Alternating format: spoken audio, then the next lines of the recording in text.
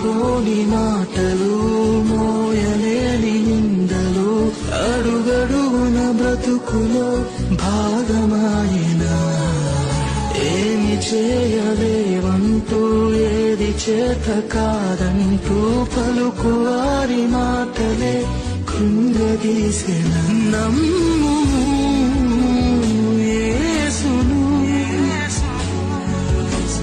చేయి పట్టి నడుపును, చేరుము సిలువను, చేరదీసి నిలుపును. ఎందుకంత దుఃఖము, ఎందుకంత కలవరం, ఎందుకంత వేదన,